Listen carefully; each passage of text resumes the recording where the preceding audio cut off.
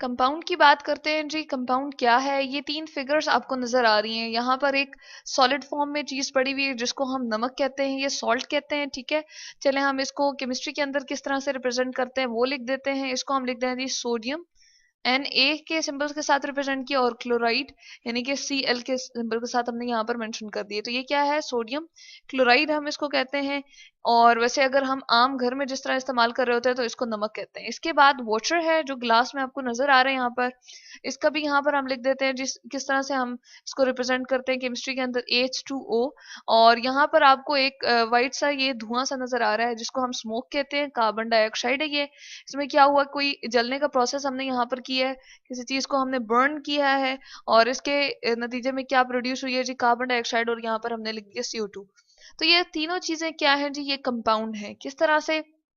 जैसे कंपाउंड का हम नाम लेते हैं तो कंपाउंड यानी कि कुछ चीजों का मिल के और थोड़ी बड़ी चीज का बना देना। जैसे हम कहते हैं कि यहाँ पर एक सोडियम है हमारे पास और क्लोरीन उसके साथ मिल रहा है तो क्या बना रहा है? सोडियम क्लोराइड बना रहा है। इसी तरह से यहाँ पर दो हमारे पास एलिमेंट्स है, कौन कौन सा जी?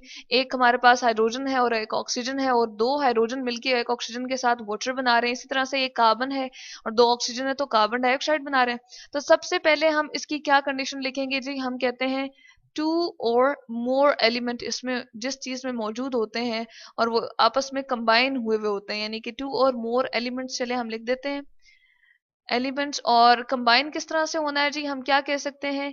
यहाँ पर लिख देते हैं केमिकली कंबाइन। केमिकली कंबाइन लिखने का मकसद क्या है और इसका क्या मतलब है जी? इसको समझ लेते हैं हम। केमिकली, चले हम एल को थोड़ा सा ठीक करके लिख देते हैं प्रॉपर, केमिकली कंबाइन। अब जिस तरह हम वाटर के केस को ही देख लेते हैं, ठीक है। हम कहते हैं कि दो हाइड्रोजन जो है वो आपस में क्या हुए हुए हैं? कंबाइन, ऑक्सीजन के साथ कंबाइन हुए हुए हैं। एक एच हमने यहाँ पर लिखा, उसके बाद एक ऑक्सीजन है, उसके साथ ही यहाँ पर हाइड्रोजन है। अब हाइड्रोजन के पास जी आउटर मोस्ट में यानी कि आखिरी वाले शेल में एक इलेक्ट्रॉन होता है। इसकी वैलेंसी क्या होती है यानी कि कंबाइनिंग पावर क्या होती है? कंबाइनिंग पावर यानी कि कितने मजीद वो बॉन्ड बना सकता है, तो वो 1 है। यानी कि इसने अपने आखिरी वाले शेल में दो इलेक्ट्रॉन पूरे करने होते हैं जबकि इसके पास एक है, तो वो शेयर कर लेता है अपने एक इलेक्ट्रॉन को ऑक्सीजन के साथ, और नतीजतन ऑक्सीजन अपने एक इलेक्ट्रॉन को इससे शेयर कर लेता है। तो थोड़ी देर के लिए इस वाले हाइड्रोजन में और इस वाले हाइड्रोजन में भी क्या होता है? दो दो इलेक्ट्रॉन, यानी कि इनकी वैलेंसी जो है वो सेटिस्फाई हो जाती है। जबकि ऑक्सीजन के आखिरी वाले में 6 इलेक्ट्रॉन होते हैं जबकि पहले वाले में दो होते हैं। टोटल इसके 8 इलेक्ट्रॉन होते हैं। तो वो आखिरी वाले 6 जो है वो दो इलेक्ट्रॉन लेकर अपना ऑक्टेट कंप्लीट करने की कोशिश करते हैं, स्टेबल होने की कोशिश करता है ऑक्सीजन। तो वो दो बॉन्ड बना लेता है इस हाइड्रोजन से और इस हाइड्रोजन से, और इसके आखिरी वाले इलेक्ट्रॉन जो है वो ऑक्सीजन के अंदर मूव करा के और ऑक्सीजन की वैलेंसी को पूरा कर रहे होते हैं। तो इसको हम कहते हैं कि इन दोनों एलिमेंट्स के दरमियान क्या बन गया जी? बॉन्ड बन गया, जिसको हम कहते हैं केमिकली कंबाइन होना। और क्या हम लेते हैं इसके बाद? इनकी फिक्स्ड रेशो लेते हैं। फिक्स्ड रेशो से मुराद क्या है? या फिक्स्ड हम कह देते हैं कि इनकी हमेशा से एक जैसी ही निस्बत रहती है। वो क्या है जी? हम वाटर कहीं से भी लेंगे तो 2:1 होगी। यानी कि क्या बताने की कोशिश करें? हाइड्रोजन जो है वो हमेशा दो हो गए, और इसी तरह से ऑक्सीजन जो है वो एक ऑक्सीजन के साथ कंबाइन होके 2:1 बनाएंगे। और कार्बन डाइऑक्साइड में अगर हम देखें तो कार्बन जो है वो 1 होगा। जहीं कहाँ से कहीं से भी हम स्मोक को अगर देखेंगे, उसका एनालाइज करेंगे, तो कार्बन जो है उसमें 1 होगा और ऑक्सीजन के कितने होंगे जी एटम? 2 होंगे। तो ये इनकी कॉम्पोजिशन क्या है, या इनकी रेशो जो होगी आपस में क्या होगी? फिक्स्ड बनेगी। तो इस चीज को हम कहते हैं कि इनके दरम्यान में फिक्स्ड रेशो होती है।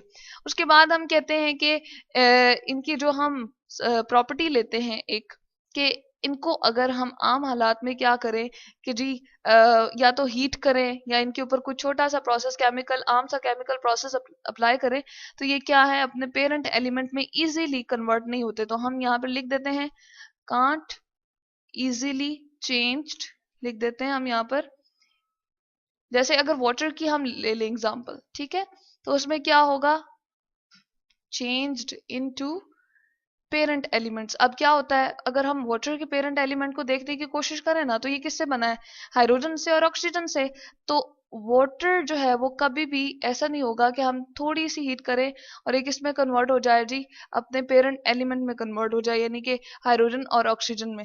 तो ये कहना कि वो अपने पेरेंट एलिमेंट्स में आम हालात में कन्वर्ट हो जाएगा, ये बात जो है वो कंपाउंड के लिए दुरुस्त नहीं है। इसलिए हम कहते हैं कि कंपाउंड क्या होते हैं, एक तो उनमें दो या दो से ज्यादा एलिमेंट्स होने चाहिए, उनको केमिकली कंबाइन होना चाहिए उन एलिमेंट्स को, ठीक है। और इनके दरमियान क्या होती है जी, फिक्स्ड रेशो होती है उनकी, यानी कि जहाँ कहीं से भी आप एलिमेंट सॉरी कंपाउंड को देखेंगे तो उनकी जो आप देख रहे होते हैं रेशो, वो आपस में क्या रहेगी, हमेशा फिक्स रहेगी। यानी कि वाटर को कहीं से भी ले ले तो उनके दरमियान 2:1 होगी। इस तरह से कार्बन डाइऑक्साइड की 1:2 होगी, और अगर नमक की देखें तो वो क्या होगी जी, 1:1, यानी कि एक सोडियम होगा और वो एक क्लोराइड आयन को लेकर, या एक क्लोरीन और एक सोडियम जो है आपस में मिलके क्या बनाते हैं जी, इनकी रेशो हम देख रहे हैं 1:1 है, और नमक को बना रहे हैं, ठीक है। और इनको अगर हम ब्रेक करना चाहें तो ये ऐसा नहीं होगा कि छोटा सा एक हीट किया हमने थोड़ा सा 100 डिग्री सेंटीग्रेड पे, डिग्री सेंटीग्रेड जो कि टेम्परेचर का यूनिट है, और या फिर हम इसको आम ही हालात में ऐसा करें कि इसको थोड़ी सी हीट देने की कोशिश करें या इलेक्ट्रिक करंट पास करें, तो ये ऐसा नहीं होगा कि पेरेंट एलिमेंट में कन्वर्ट हो जाए। तो इजीली ये कन्वर्ट नहीं होता, इस चीज को हम क्या कहते हैं जी, कंपाउंड।